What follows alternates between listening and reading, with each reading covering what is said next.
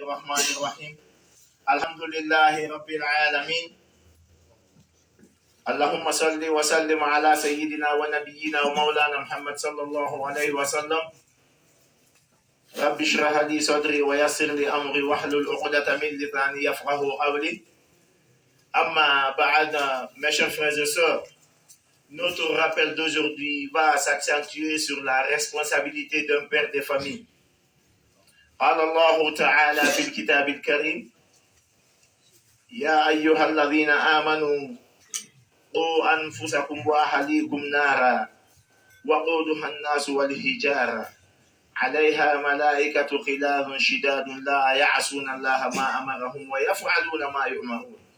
Mes chers frères et sœurs, Allah nous dit dans ce passage, il dit Ya ayyuhal ladhina amanu.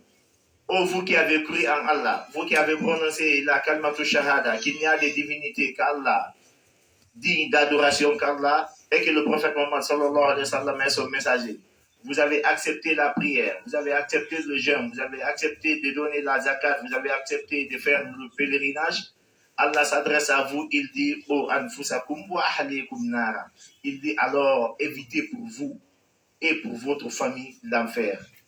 Comprenons à partir de ce passage, mes chers frères et sœurs, qu'il est un devoir religieux pour tout père de famille d'éviter non seulement l'enfer, mais aussi d'aider sa famille à éviter l'enfer, que cela est un devoir religieux. Ne dis pas que non, moi, je m'en fous, comme moi, je fais ma prière. S'ils ne font pas leur, c'est leur affaire. Non, ce n'est pas leur affaire, c'est ton affaire. Si ta famille néglige la prière, c'est ton affaire. Si tes enfants, dont Allah t'a donné, lorsqu'ils avaient 0 ans, ils avaient 0 ans, 0 mois, 0 jour, Allah te l'a donné, jusqu'à ce qu'il a eu 18 ans chez toi, il ne peut pas réciter la Fatiha, c'est une affaire. Ne dis pas que c'est son affaire. Alors Allah dit, O anfusakum wa ahlikum nara, évitez, non seulement pour vous, mais aussi évitez pour votre famille l'enfer. Wa oduhan nas wal hijara. Et Allah nous précise que cet enfer, les combustibles de cet enfer seront ces mécréants et ces personnes qui négligent les versets coraniques et les pierres que les hommes ont taillées et transformées en divinité sur cette terre. Parce qu'il y a des personnes, on ne peut pas les dire c'est des mécréants, mais ils négligent les versets.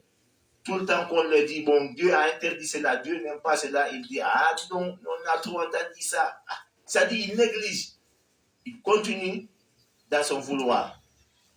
Donc, Allah nous dit ici d'éviter l'enfer, que cet enfer, les combustibles de cet enfer seront ces mécréants-là et ces personnes qui ont négligé les versets coraniques jusqu'à leur mort et les pierres que les hommes ont taillées et transformées en divinité sur cette terre.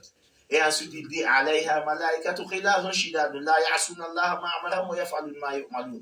Et sachez que cet enfer est gardé par des anges qui sont très robustes, qui sont très forts, et ces anges n'exécutent que ce que Allah leur a demandé. Ils s'en fichent si tu es un homme ou si tu es une femme. Ils s'en fichent de tes cris.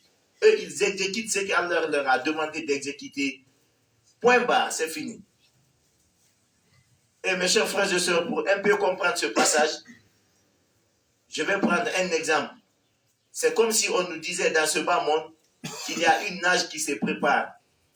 Mais et que chaque père de famille doit non seulement apprendre à nager, mais il a aussi la responsabilité d'apprendre à tous les membres de sa famille à nager. Au cas où il n'apprend pas les membres de sa famille à nager, le jour de la nage, en tout cas, il ne va pas nager, les laisser. C'est lui qui sait s'il peut nager avec eux. Voici maintenant 2 pères de famille.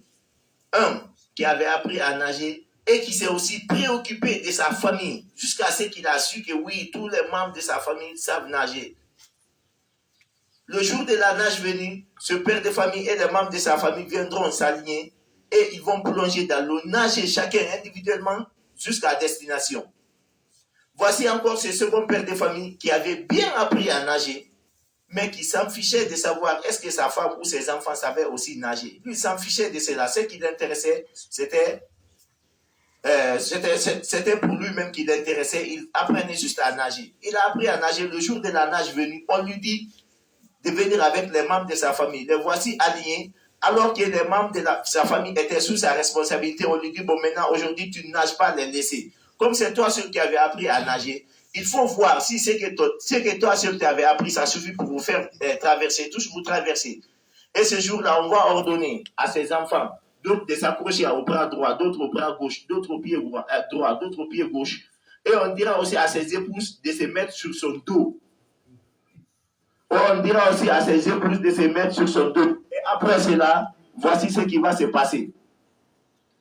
Quand on lui plongera dans l'eau, et lui et les membres de sa famille, au lieu qu'ils ne nagent, ils se retrouveront tous au fond de l'océan. L'exemple là, c'est comment? C'est que le jour de la résurrection, ce père de famille qui viendra à Allah, toutes ses prières au complet, son jeûne au complet, s'il avait le moyen de faire la zakat, il l'a fait, il avait le moyen de faire le pèlerinage, il l'a fait, il vient, ses actes sont au complet, mais qui se souciait aussi des membres de sa famille. Est-ce que son enfant sait lire la Fatiha? Est-ce que sa femme connaît la purification? Est-ce que ses enfants prient? Est-ce que sa femme prie? Est-ce que ses enfants jeûnent? Est-ce que sa femme jeûne? Il fait de son mieux pour que les membres de sa famille évitent ce qui est interdit dans l'islam. Il fait de son mieux pour que les membres de sa famille pratiquent ce qui est recommandé dans l'islam. Le jour de la résurrection, eux, lui et les membres de sa famille, ils viendront tous et Allah leur accordera le paradis. Mais voici cet autre qui viendra à Allah. Lui, sa prière est au complet, son jeûne est au complet. Il faisait la zakat, il avait accompli le pèlerinage. Donc, il vient, ses actes sont au complet, mais il s'en fichait des membres de sa famille. Au moment où Allah ordonne qu'on le fasse rentrer au paradis, c'est en ce moment que sa femme viendra et demandera à Allah que ce dernier, il y a un jugement entre eux. Et quand on va demander à sa femme, il y a quel jugement entre toi et ton mari? Sa femme dira ceci ce jour. Lui, c'était mon mari dans le bas monde. Si il venait trouver, je n'ai pas lavé ses habits, il allait crier sur moi, voire même me frapper. S'il trouvait, je n'ai pas lavé ses habits, il allait crier sur moi, voire même me frapper. Si je lui refusais mon corps, il allait crier sur moi, voire me frapper, ou voire même me bloquer même ma dépense. Mais Allah, lui, il se levait le matin pour partir prier, il me laissait coucher. Il ne disait pas, allons-y prier. Et il va aller faire la prière de l'aube, il revient, il me trouvait couché. Il ne criait jamais sur moi, il ne me frappait pas, il ne bloquait pas ma dépense pour ça. Lui, il sortait, nous donnait notre dépense, il partait. À son retour, il sait qu'il me demandait, est-ce que les enfants ont mangé? Il ne cherchait pas à savoir, est-ce qu'on avait prié? Non. Et lui, à 19h, il nous laissait assis ici. Il fait l'ablution, il va aller à la mosquée pour faire la prière de Maghrib et d'Isha. Pendant ce temps, nous sommes assis à la télé en train de regarder nos séries. Quand il revient, il demande son manger du soir, on lui donne, il mange. Et il va aller se coucher. Donc, si aujourd'hui tu fais faire rentrer ce monsieur au paradis et me laisser ici, alors que j'étais sous sa responsabilité, voici le jugement qui est entre nous. Et ce jour-là, ton enfant que tu disais là, mon enfant chéri, ton enfant va dire, Allah, il y a un jugement entre moi et mon père. Parce que lui, il était mon père dans le bas monde. Tu me l'as donné quand j'étais tout petit, je ne connaissais rien. Mais mon père, il ne m'a pas mis à l'école coranique. Ou bien, s'il m'avait mis moi, il s'en fichait de savoir est-ce que j'étudiais le Coran. Il n'a jamais cherché à savoir est-ce que je connais la Fatiha. Il n'a jamais cherché à savoir est-ce que je connais comment faire la prière. Il s'en fichait est-ce que je priais ou pas. Quand le mois de Ramadan venait, il s'en fichait si je jeûnais ou pas. Il disait on était des enfants. Mais si je n'avais pas eu ma main à l'école, là il me frappait, il me bloquait même certains besoins qu'il allait me faire.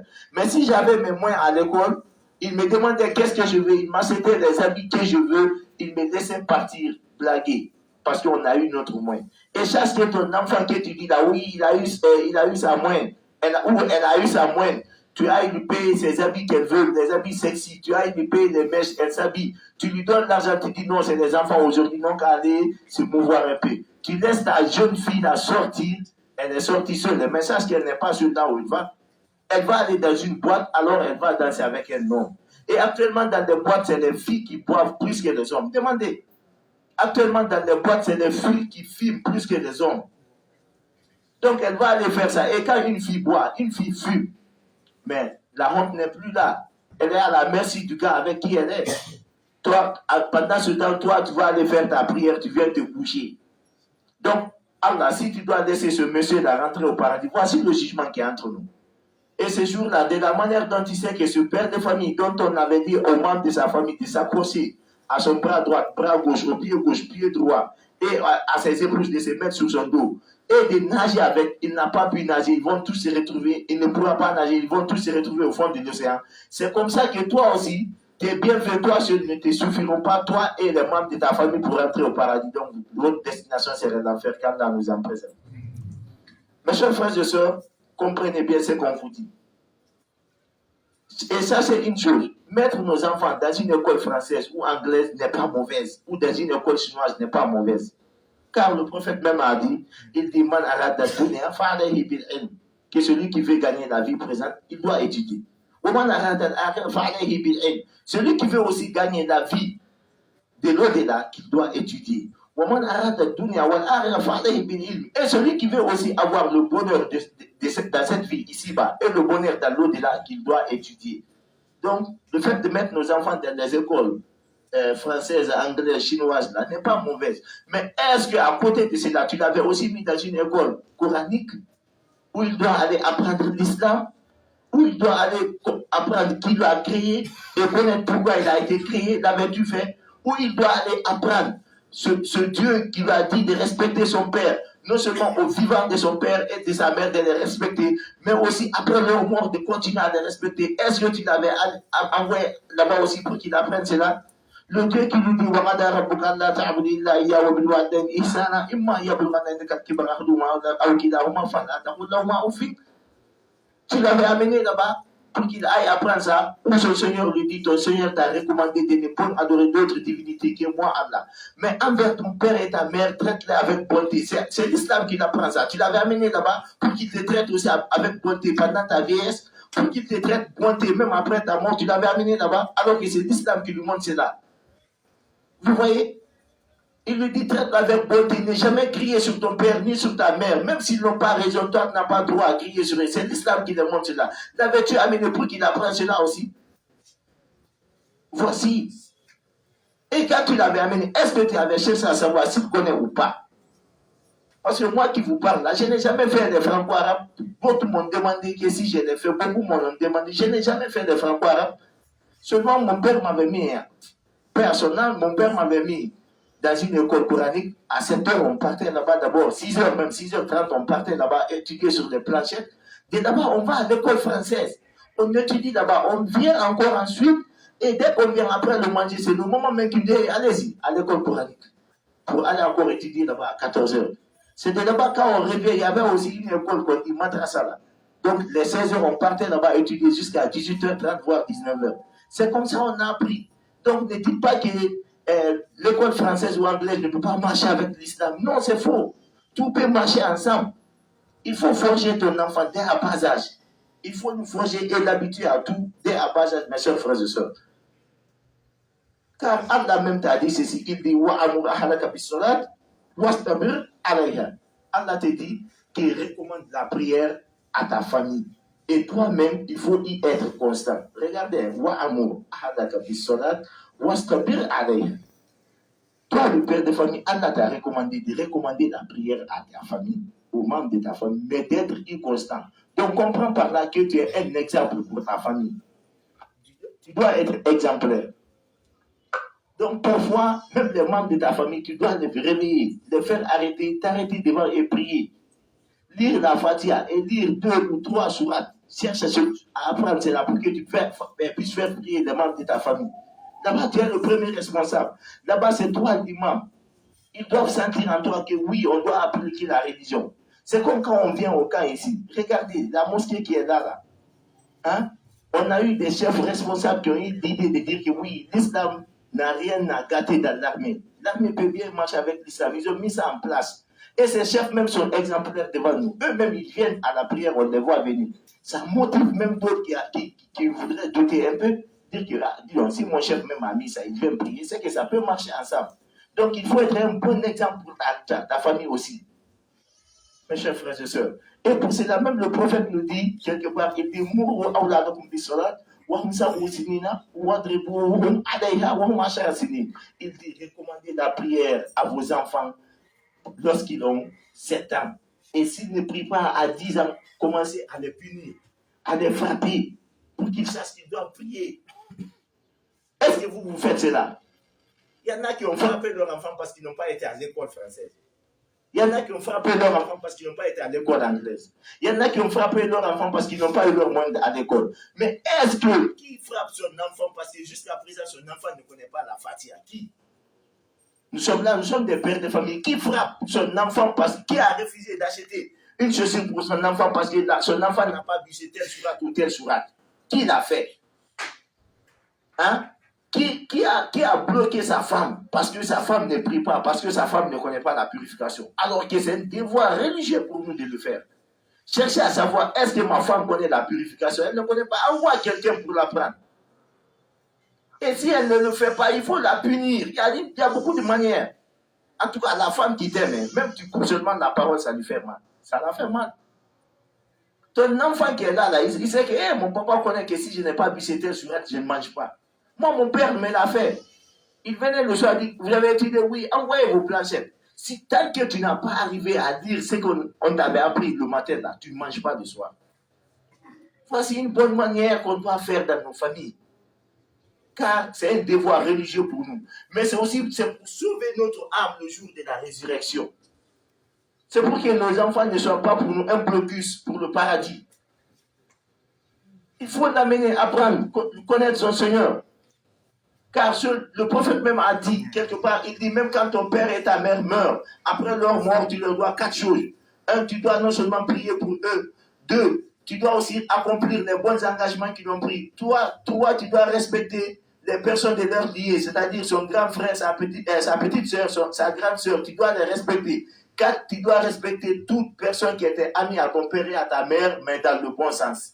C'est l'islam qui lui dit cela, que même après la mort, il faut faire ça. Si tu ne l'as pas amené à une école coranique pour qu'il apprenne cela, comment il peut le faire après ta mort? Comment veux-tu qu'il dise Rabbi Irahmouma Kamara Moyani Sabira?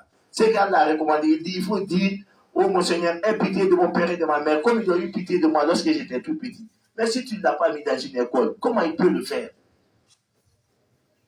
Mes chers frères et sœurs, قال رسول الله صلى الله عليه وسلم كلكم راعي وكلكم مسؤول عن رعيته. Le prophète sallallahu alayhi wa sallam nous dit que vous êtes tous des bergers et chacun d'entre vous serait demandé à propos de ces troupeaux. Pour un peu mieux expliquer la partie, le prophète continue, il dit Al-imam ra'i wa mas'ulun an ra'iyati, que l'imam était responsable et l'imam serait demandé à propos de l'endroit où il a été responsabilisé. C'est pour cela qu'il est de notre devoir, de fait que vous avez eu confiance en nous placer devant vous comme vos guides religieux. Il est de nos devoirs de vous dire la franche vérité, car en vérité, nous serons aussi interrogés comment on avait géré l'endroit qu'on nous avait confié dans ce bas monde. On a eu confiance en toi, on t'a placé chef religieux. Comment avais-tu géré? Disais-tu la vérité aux gens? Ramenais-tu les gens vers la droiture ou tu parlais selon leurs vœux? Et le prophète dit ensuite, il dit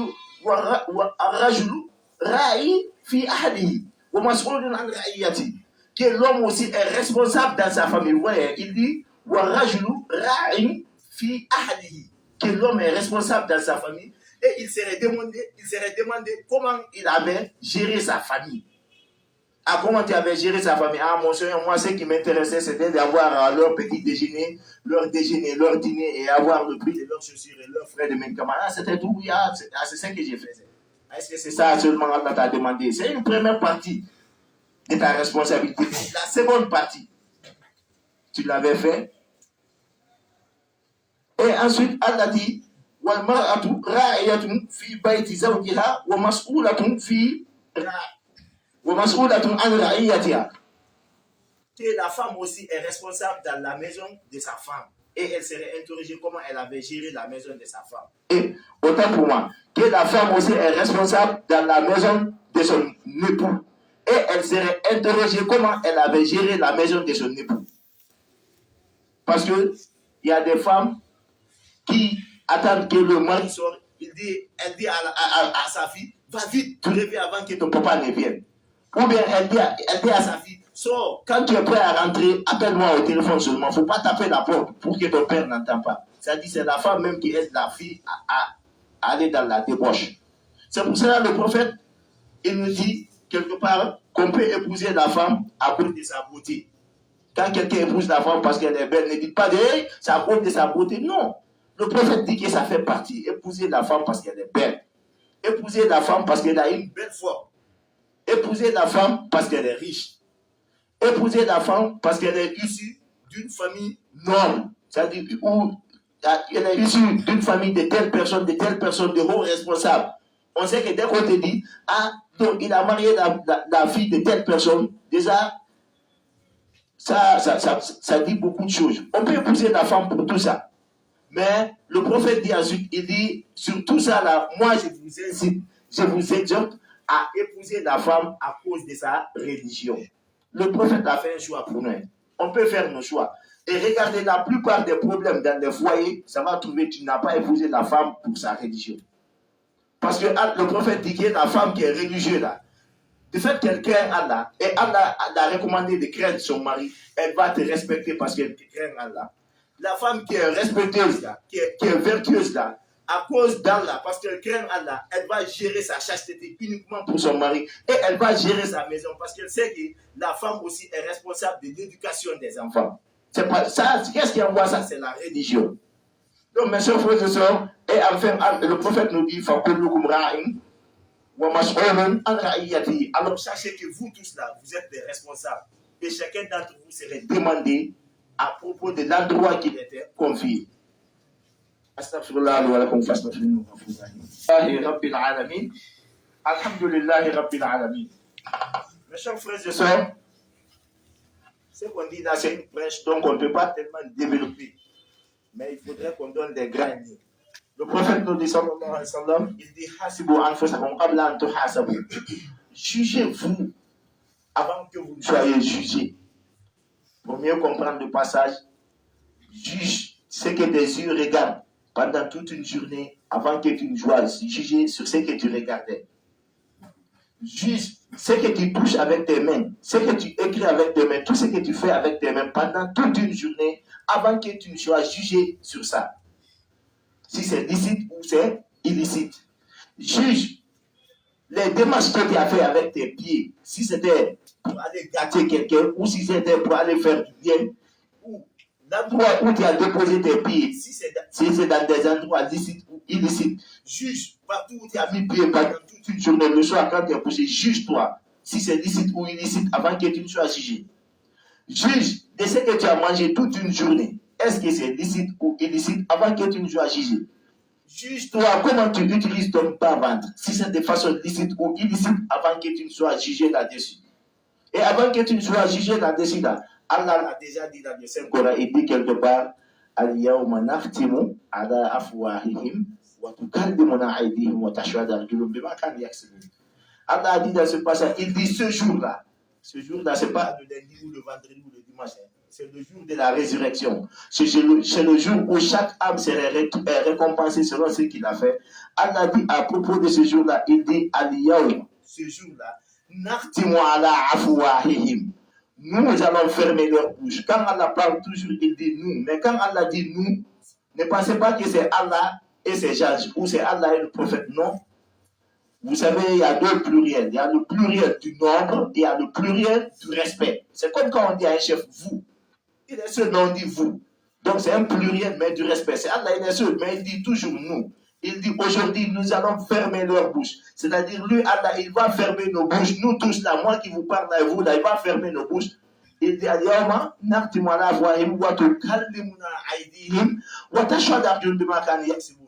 Et nous ferons parler leurs mains et nous ferons aussi témoigner leurs pieds de ce qu'ils faisaient. C'est-à-dire, le jour de la résurrection, Allah va fermer nos mains et nos bouches.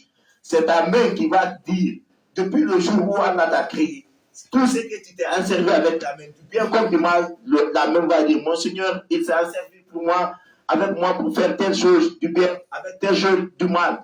Et en ce moment, le pied va dire, témoigner aussi, oui, mon Seigneur, avec moi, il s'est déplacé pour aller faire telle chose. Et en ce moment, les yeux aussi vont dire, oui, mon Seigneur, c'est avec moi, il regardait telle chose. Et en ce moment, les oreilles vont témoigner, oui, mon Seigneur, c'est avec moi, il écoutait. C'est pendant que ce temps, tous les membres de ton corps parleront. Mes chers frères et sœurs, qu'Allah nous facilite la bonne compréhension. Qu'Allah nous grandisse. Qu'Allah bénisse la Guinée. Et qu'Allah bénisse la Guinée. Quand la face que les Guinéens savent que nous sommes un et indivisibles. Amen. Quand la face que les Guinéens savent que nous venons tous de Adam et de Hav. Amen. Quand la face règne la paix dans le monde. Amen. Quand la face règne la paix en Afrique. Amen. Quand la face règne la paix en Guinée. Amen. Quand la face règne la paix dans l'armée guinéenne. Amen. Quand la guide l'armée guinéenne sur le droit chemin. Amen. Quand la face vive l'armée guinéenne dans l'aisance. Amen. Et quand la guide nos chefs sur le droit chemin. Amen. Et quand la face conçoit aussi des bons souvenirs. Amen. Quand la face vive l'armée guinéenne dans l'aisance. Amen. Nos amis, le bâton Ganga 6, ils sont sur le terrain. Seul Allah est le meilleur en protecteur. Quand Allah leur accorde sa protection. Amen. Quand la face qu'ils accomplissent leur mission dans les meilleures conditions et qu'ils reviennent en Guinée dans les meilleures conditions. Amen. Et quand la face que le bâton Ganga 7 achève sa formation dans les meilleures conditions. Amen. Quand la face que le bâton Ganga 7 fasse son déploiement dans les meilleures conditions. Amen. Et quand la accompagne le bâton Ganga 7 sur le terrain. Amen. Et quand la face qu'ils finissent aussi leur mission dans les meilleures conditions, qu'ils se retournent en Guinée dans les meilleures conditions. Amen. Quand la face règne la paix dans les garnisons guinéennes. Amen. ربنا تقبل منا آمين. ربنا تقبل منا انك انت التواب الرحيم سبحان ربك رب العزه عما يصفون والسلام على المرسلين والحمد لله رب العالمين